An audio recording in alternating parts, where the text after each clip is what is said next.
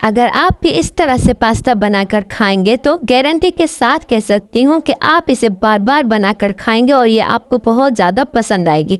इतनी क्रीमी बन के ये तैयार हुई थी और इतनी सिंपल तरीके से कि अगर आपको रात में भी भूख लगे ना, आप इसे जल्दी से बनाकर तैयार कर सकते हैं। तो आज हम बनाएंगे क्रीमी रेड सॉस पास्ता। तो आइए फिर रेसिपी स्टार्ट करते हैं। बिस्मिल्लाहिर्रहमानिर्रहीम। अस्सलाम वालेकुम। कैसे हैं आप सब? उम्मीद है कि मानो सेहत की बेहतरीन हालतों में होंगे। पहले हम ऐड करेंगे ऑयल 2 टेबल स्पून। इसमें हम ऐड करेंगे जिंजर गार्लिक 1 टीस्पून और इसे अच्छे से मिक्स करेंगे। और फिर हम इसमें ऐड कर लेंगे हरी मिर्च। जितना आपको तीखा पसंद हो आप उतना ऐड कर सकते हैं।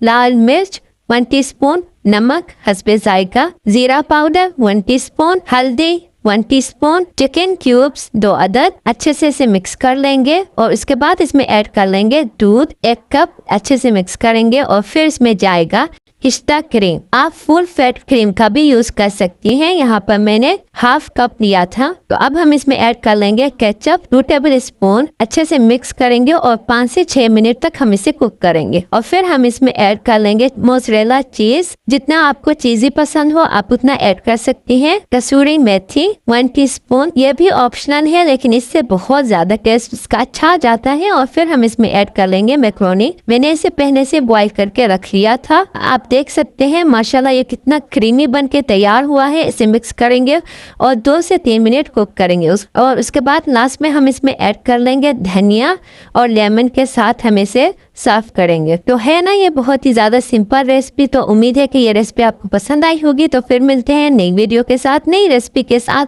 और मेरे चैनल को लाइक, कमेंट और सब्सक्राइब करना मत भूलिएगा। खुदा हाफिज़।